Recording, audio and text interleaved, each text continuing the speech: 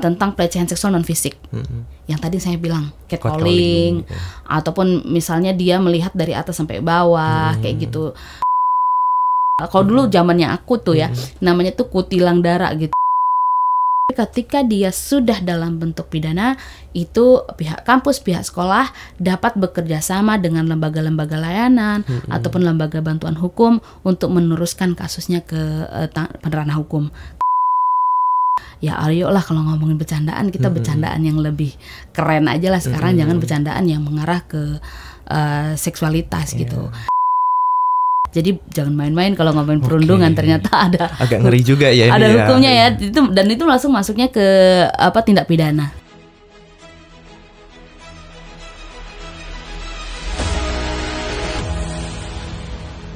Selamat pagi kawan Gemilang, selamat datang di podcast Inspirasi Gemilang episode ketiga. Sedikit perkenalan, Yayasan Gemilang Sehat Indonesia merupakan lembaga non-profit atau yang biasa kita kenal dengan NGO yang secara konsisten memperjuangkan pemenuhan hak kesehatan seksual dan reproduksi serta pencegahan berbasis gender dan seksual yang terutama menyasar pada anak, perempuan, dan kelompok marginal lainnya. Akhir-akhir ini kita disibukkan atau diinformasikan mengenai berita kasus yang berkaitan tentang bullying yang viral di media sosial akhir-akhir ini gitu. Nah, jika dibiarkan, bullying ini bisa berdampak buruk pada korban. Bahkan tidak jarang beberapa korban itu kita mendapat kabar bahwa korban sampai pada akhirnya mengakhiri hidupnya untuk lepas dari penderitaan ini. Kemudian, jika dianalisis lebih dalam, ternyata bullying ini juga merupakan termasuk dalam pelanggaran hak asasi manusia. Nah, pada tahun 2022 itu disahkannya Undang-Undang Tindak Pidana Kekerasan Seksual yang jika dalam konteks bullying itu mencakup beberapa identifikasi seperti kekerasan seksual, pelecehan seksual, eksploitasi, dan juga tindakan yang merendahkan martabat korban secara seksual. Nah, peraturan ini juga menjadi angin segar dalam pemenuhan hak-hak korban, termasuk di dalamnya penanganan, perlindungan, dan pemulihan bagi korban.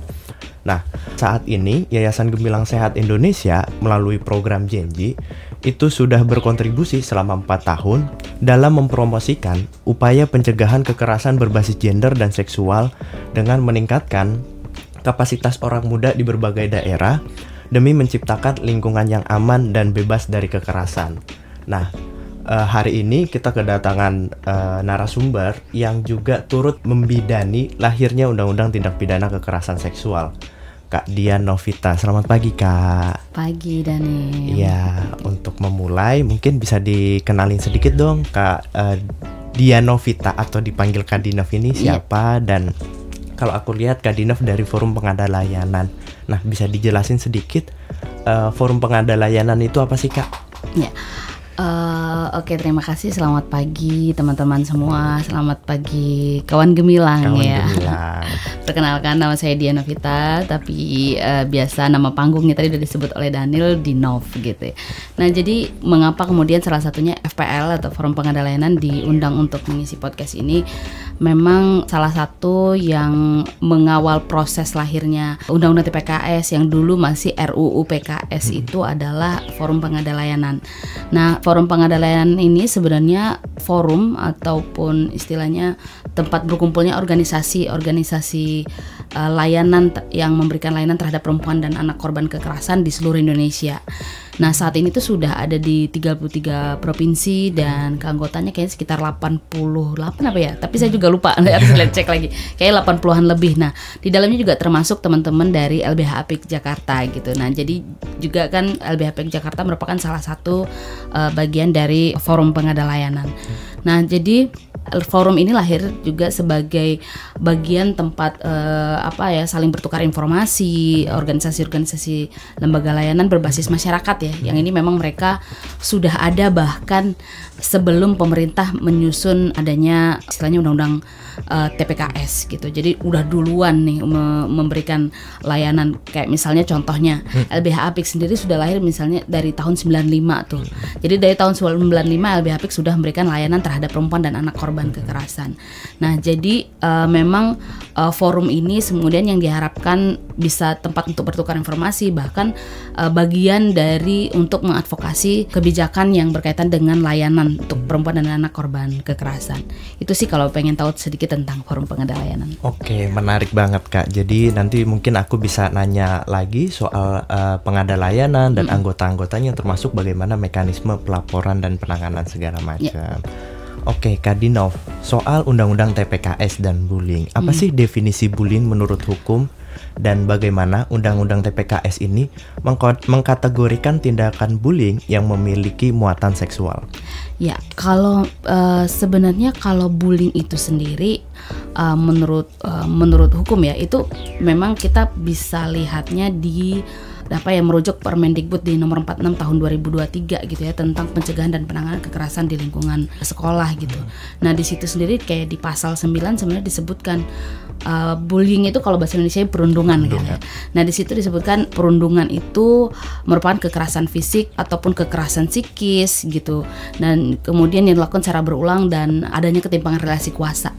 Selain itu juga kekerasan seksualnya yang mengapa kemudian perundungan juga ada merupakan bagian dari perilaku kekerasan seksual itu ataupun tindakan kekerasan seksual itu ada di pasal 6 ayat 1 gitu ya, huruf D di dalam Permendikbud 46 tahun 2023 tersebut. Nah, di situ juga dijelaskan tentang bahwa kekerasan seksual merupakan setiap perbuatan yang merendahkan, menghina, melecehkan atau menyerang tubuh dan atau menyerang fungsi reproduksi seseorang karena ketimpangan relasi kuasa dan atau gender yang berakibat atau dapat berakibat kepada korbannya kayak gitu. Jadi udah sangat spesifik ya dalam konteks hukum di Indonesia bicara soal perundungan gitu. Tapi sebenarnya juga ada di dalam KUHP ngomongin perundungan ini. Jadi kalau dalam KUHP yang baru tuh di pasal 311 KUHP tentang perundungan yang dilakukan di tempat umum dan melakukan harkat martabat seseorang itu sudah diatur. Jadi jangan main-main kalau ngomongin perundungan, ternyata ada agak ngeri juga ya. Ada hukumnya ya. Dan itu langsung masuknya ke tindak pidana. Gitu.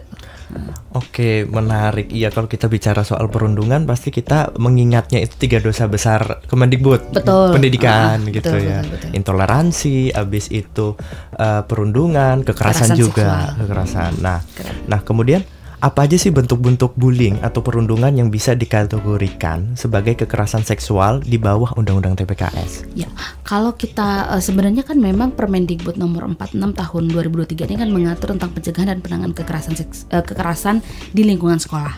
Termasuk di dalamnya ya itu tadi perundungan dan juga kekerasan seksual. Dan apa yang terdapat di dalam Permendikbud tersebut sebenarnya itu mengadopsi dari Undang-Undang TPKS. Nah, alhamdulillahnya ini kita punya undang-undang yang mengatur khusus tindak pidana kekerasan seksual. Yang sebelumnya tuh nggak ada. Kita sulit banget mendefinisikan apa sih kekerasan seksual. Yang sebelumnya tuh kita kesulitan mendefinisikan catcalling itu apakah termasuk, mencolek itu apakah termasuk. Kemudian ada juga tuh misalnya yang kasus anak-anak SMA. Waktu aku SMA sih, nggak tahu waktu Daniel SMA.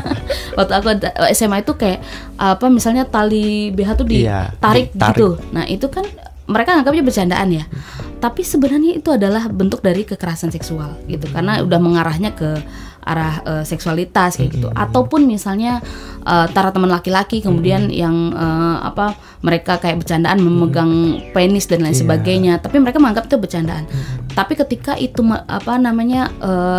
membuat itu kan kadang membuat tidak nyaman seseorang tersebut ya.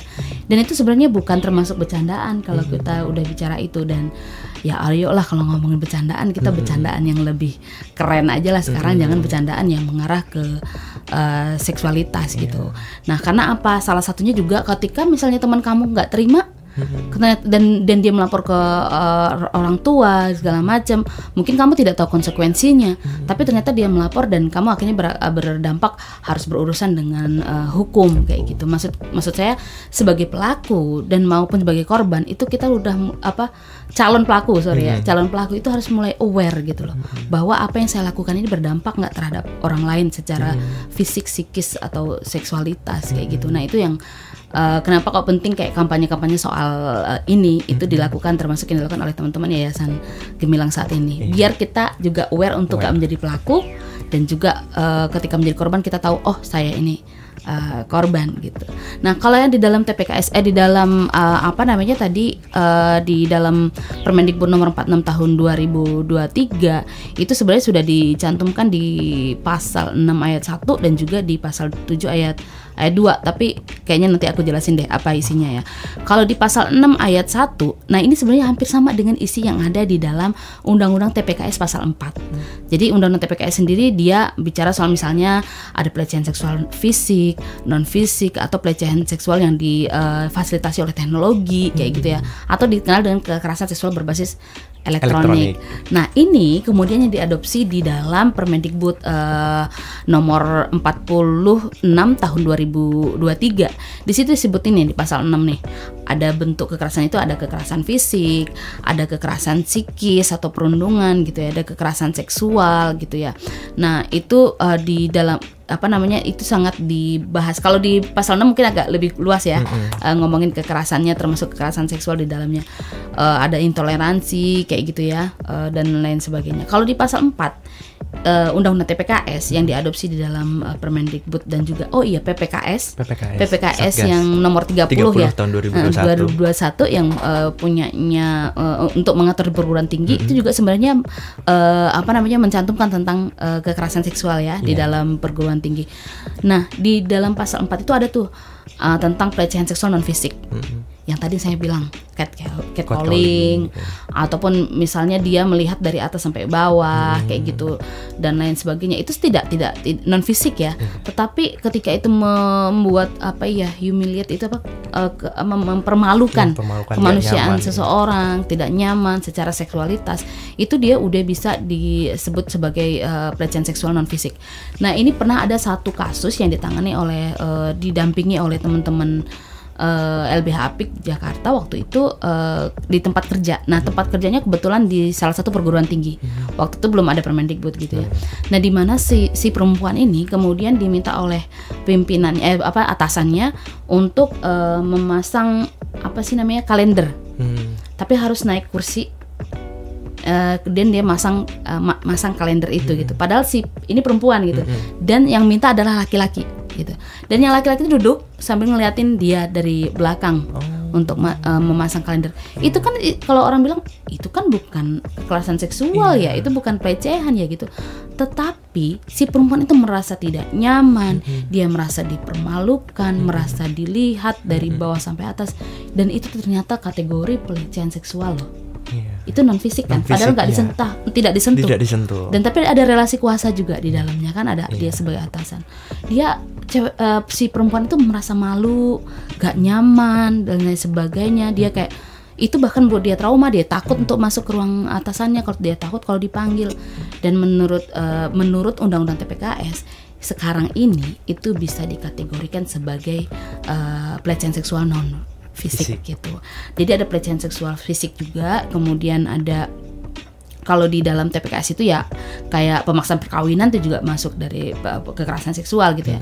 Ada pemaksaan sterilisasi, eksploitasi seksual, perbudakan seksual, ataupun kekerasan seksual yang berbasis elektronik. Nah, banyak kan orang kenalnya KBGO tuh. KBGO, iya. Kekerasan seksual berbasis gender online.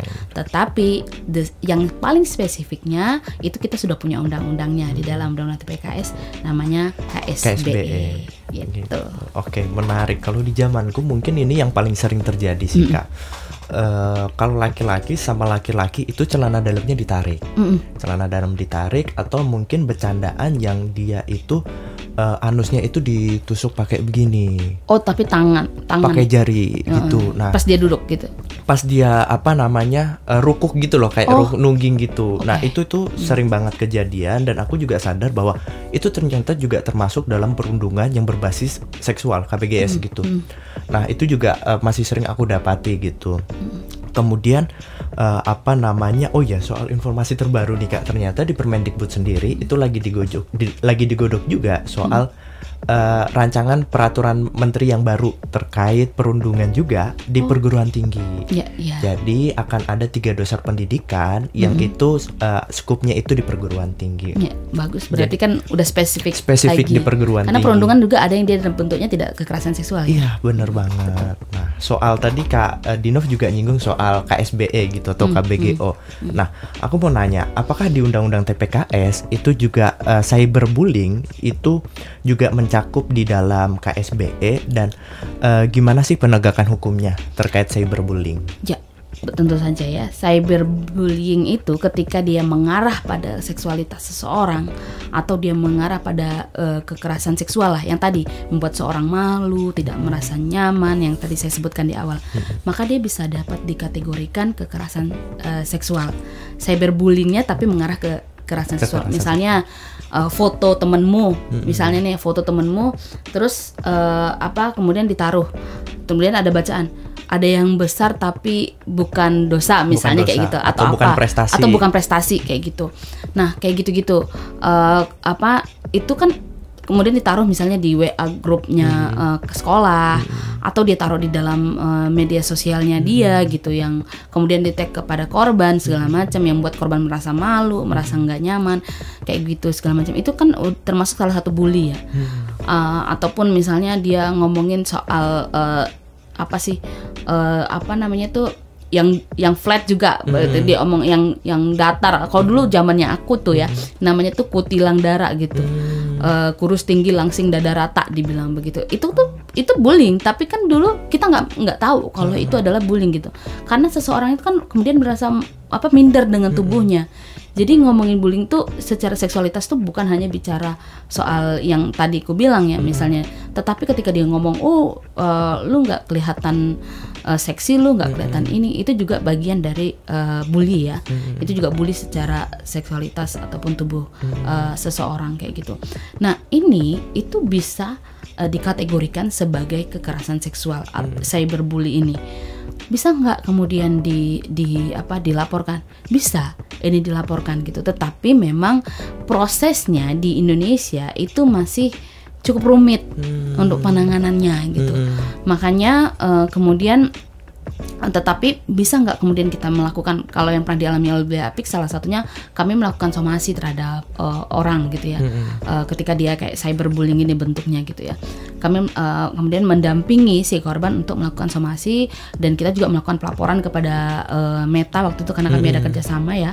Maksudnya tuh LBH-Apik waktu itu ada kerjasama dengan Meta, kemudian LBH-Apik melakukan bekerjasama dengan Meta, bekerjasama dengan Twitter untuk melakukan take down konten kayak gitu, ataupun melakukan somasi.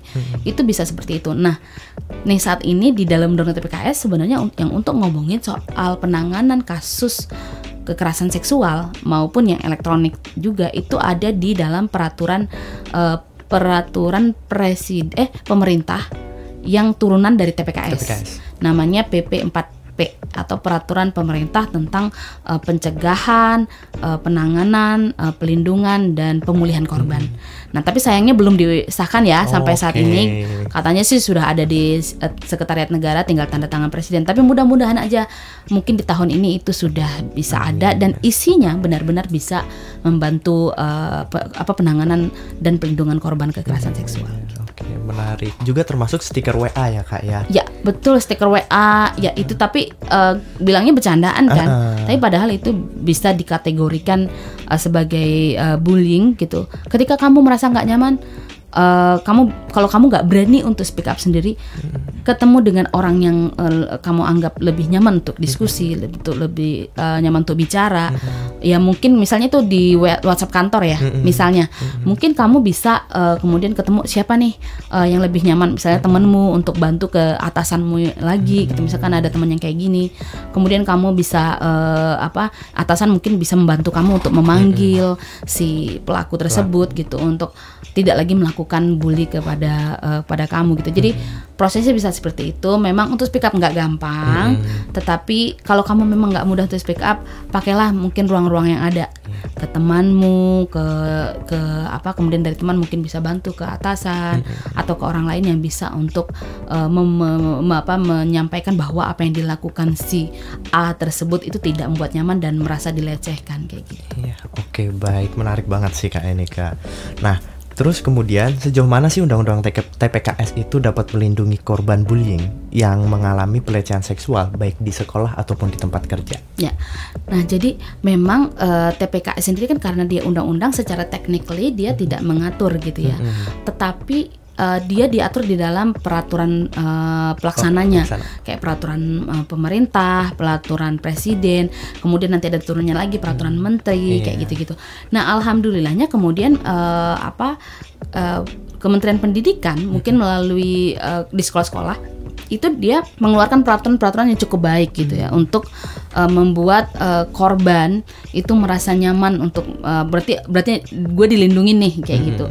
Nah, itu sudah membuat peraturan yang kayak PPKS nomor 30 tahun 2021 tadi, ataupun juga yang baru saya sebutkan tadi misalnya nomor 46 tahun 2023 itu yang untuk di sekolah. Nah, mungkin peraturan-peraturan nilai ini sebenarnya yang lebih sangat rigid ngomongin soal proses penanganan kasusnya. Misalnya kalau di PPKS nomor 30 dia membicarakan soal ada satuan tugas. Nah, satgasnya. Gimana nanti orang-orang di lingkungan kampus, sivitas akademika ataupun orang-orang yang bekerja di kampus tersebut atau perguruan tinggi tersebut itu bisa melaporkan kemana. Di situ ada mekanismenya disebutkan ya. Kemudian satgas itu dipilih gitu ya. Dan orang-orang yang tidak pernah melakukan kekerasan seksual terutama. Kemudian disitulah nanti orang bisa melaporkan ke Satgas kemudian melakukan pendampingan gitu, kemudian penanganan. Tetapi memang di dalam di dalam Permendikbud ini tidak mengatur tentang hukum pidana. Karena dia permen ya, nggak bisa. Tetapi yang dilindunginya adalah di dalam Undang-Undang TPKS dan dalam KUHP. Jadi ketika yang disebut bullying tadi itu sudah merupakan tindak pidana dan dikategorikan dari mana? Ya kita lihat dari dari undang-undang yang lain. Kan di dalam Permendikbud itu fungsi pencegahan dan penanganannya yang diperkuat ya. Kita lihat dalam undang-undang lain, masuk nggak ini kategori pidana, misalnya dari dalam TPKS atau dalam KUHP. Kalau dia masuk tindak pidana, misalnya ternyata bukan hanya bullying tapi dia penyebaran konten intim yang tidak disetujui, misalnya NCIA ya kalau bahasa Inggrisnya gitu. Ataupun misalnya dia apalagi misalnya yang memang itu sudah mengarah ke kekerasan seksual yang bentuknya tindak pidana, itu pihak kampus, pihak sekolah itu bisa kerjasama dengan lembaga layanan kayak FPL ini. Itu udah bisa bekerja sama dengan lembaga layanan yang bisa melakukan pendampingan sampai tingkat untuk hukumnya.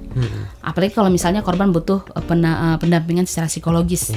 Nah, jadi memang sudah ada di dalam Permendikbud, tetapi Permendikbud ini dia hanya mengatur dalam wilayah kode etik. Jadi administrasi. Nah, tetapi ketika dia sudah dalam bentuk pidana, itu pihak kampus, pihak sekolah dapat bekerja sama dengan lembaga-lembaga layanan ataupun lembaga bantuan hukum untuk meneruskan kasusnya ke ranah hukum. Kalau memang korbannya butuh psikolog, berarti dirujuk ke psikolog yang terpercaya lah ya, yang dia punya perspektif korban gitu. Gimana kalau di tempat kerja, Kak? Di tempat kerja. Nah, di tempat kerja itu sebenarnya tapi saya belum membaca ya. Sebenarnya itu ada dia turunan juga dari TPKS ini. Dia seperti PPKS yang ada di kampus atau perguruan tinggi. Iya. Nah, dia jadi harus ada satgas juga di dalam perusahaan. Gitu. Jadi dan itu dilatih dan itu harus ada kayak gitu. Dan seingat saya waktu itu saya pernah diskusi sama teman-teman di organisasi serikat buruh ya. Nah mereka menyampaikan bahwa memang ada tuh di pabriknya mereka sudah mulai dilakukan pembentukan satgas-satgas PPKS. Tetapi mereka merasa belum dilibatkan sih. Tapi mudah-mudahan kedepannya Kementerian Tenaga Kerja itu udah mulai melihat juga pelaksanaannya ya. Implementasinya itu kayak gimana sih satgas-satgas ini yang ada di perusahaan-perusahaan. Apakah sudah sesuai dengan yang diinginkan oleh kementerian gitu, dan juga udah sesuai dengan yang ada dalam peraturan perundang-undangan kayak gitu. Jadi benar-benar nggak cuma sekedar ada, tetapi benar-benar dijalanin. Termasuk yang PPKS yang di dalam kampus tadi gitu ya, dan juga di sekolah. Jadi pemantauannya itu harus benar-benar dilihat gitu loh. Bener gak sih ini dijalankan atau cuma sekedar ada. Sayang kan kalau cuma sekedar ada, nanti yang ada korban ya tetap tidak mendapatkan hak-haknya sebagai korban. Jadi sebenarnya tinggal implementasinya aja. Betul. Ya Kak yang diperkuat ya Kak ya. Nah soal contoh kasus nih Kak, aku mau coba tanya soal contoh kasus. Ada nggak sih contoh kasus nyata di Indonesia yang di mana undang-undang TPKS itu digunakan untuk menindak pelaku bullying, perundungan? Kalau pelaku bullying itu aku harus cari tahu lagi ya. Tetapi kalau undang-undang TPKS-nya apakah sudah digunakan? Sudah. Undang-undang TPKS ini sudah digunakan untuk penanganan kasus-kasus kekerasan seksual, yang misalnya pelecehan, kemudian yang pemerkosaan, itu sudah dilakukan dan sudah digunakan. Nah untuk yang KSBE ini sebenarnya masih ada tantangannya nih. Nih tantangannya di mana? Karena kita punya undang-undang ITE. Nah akhirnya banyak kan aparat penegak hukum akhirnya ketika memperlakukan ada orang yang melakukan bullying tapi mengarah ke seksualitas, misalnya secara cyber, secara online, itu pengarahannya dia masuknya ke undang-undang ITE. Walaupun sebenarnya undang-undang TPKS mengatur juga nih. Nah ini yang sebenarnya harus dipikirkan juga nih oleh pemerintah, bagaimana ada harmonisasi antar undang-undang, termasuk undang-undang ITE dengan undang-undang KSBE. Kenapa begitu? Karena satu, di undang-undang ITE itu perspektifnya adalah ketika seseorang melakukan cyberbullying bernada seksualitas atau bernada seksual, itu mengarahnya ke kesusilaan. Karena di dalam pasal 27 ayat 1A itu di dalam undang-undang revisi undang-undang ITE itu dia fokusnya bicara kesusilaan. Nah kita tuh sebenarnya nggak bicara kesusilaan loh gitu. Kalau kesusilaan maka yang dilukai ataupun misalnya yang dilanggar itu adalah kesusilaan di masyarakat. Tapi kalau kekerasan seksual maka yang dilanggar adalah hak korban. Jadi bicara soal hak asasi manusianya justru ada di undang-undang TPKS, bukan di undang-undang ITE. Nah, tetapi ternyata di undang-undang ITE dia lebih tinggi hukumannya katanya. Di situ memang iya sih kalau kita lihat. Di dalam undang-undang TPKS dia lebih rendah, kayaknya 4 tahun apa ya kalau nggak salah. Nah, itu yang akhirnya membuat aparat penegak hukum akhirnya memilih undang-undang ITE. Nah, tetapi yang kita harapkan bagaimana oke deh kita pakai undang-undang ITE misalnya untuk korban-korban cyberbullying yang bernada seksual tadi. Tapi bisa nggak penanganannya menggunakan undang-undang TPKS?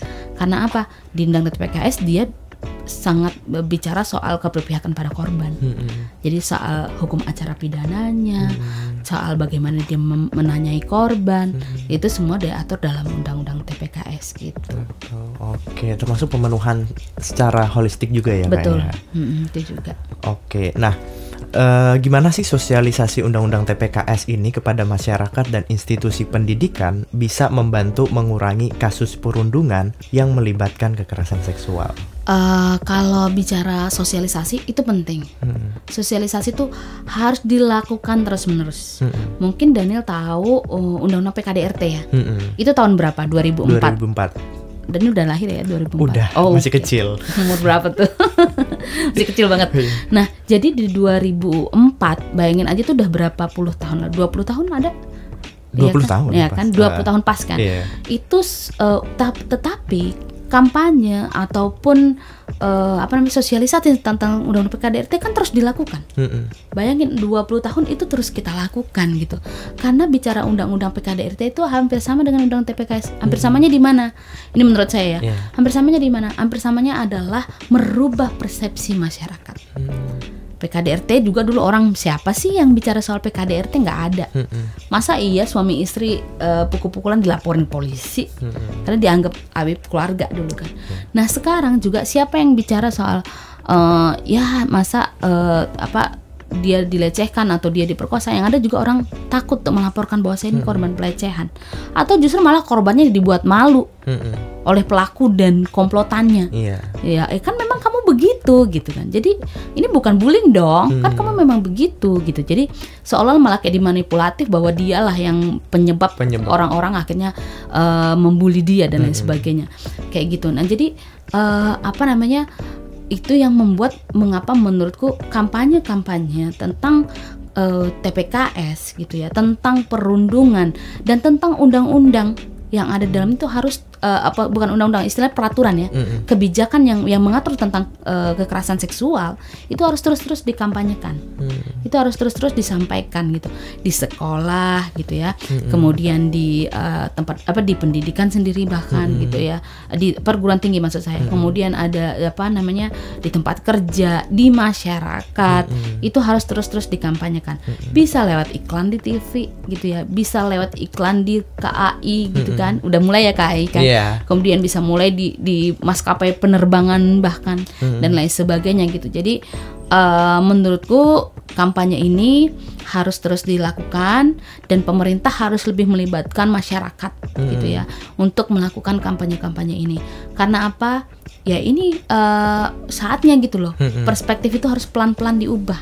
Yang tadinya kemudian menyalahkan korban, sekarang mulai diubah untuk menyalahkan pelaku.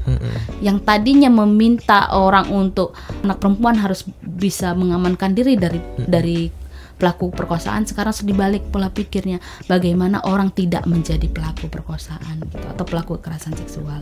Jadi ini bukan pekerjaan mudah, tetapi harus terus-menerus dilakukan gitu. Iya. Aku baru ingat Kak, ternyata Kementerian Agama juga membuat kebijakan yang sama. Betul, iya, PMA. betul PMA. Nah itu lebih dulu bahkan daripada Permendikbud. Ya, tapi saya juga lupa ya nomornya berapa. Nomor berapa gitu. Itu. Nah, aku mau coba untuk sedikit mengupas soal bullying gini. Apa sih perbedaan perlakuan hukum antara bully tanpa muatan seksual dan bully yang masuk dalam kategori kekerasan seksual menurut Undang-Undang TPKS? Ya. Tentu saja berbeda ya, gitu. Karena kalau kekerasan seksual kan dia punya spesifik yang disebut kekerasan seksual. Nah kalau yang di mana tadi di dalam Permendikbud nomor 46 tahun 2023 tadi, itu di pasal 10 itu disebutkan spesifik tentang kekerasan seksual itu apa. Dan itu mengadopsi dari Undang-Undang TPKS. Nah kalau dia bully biasa, itu dia masuknya kekerasan ataupun tindakan kayak intoleransi kalau dia bentuknya intoleran kayak gitu ya. Kemudian dia bisa masuk ke misalnya tindakan-tindakan yang kekerasan lainnya gitu ya.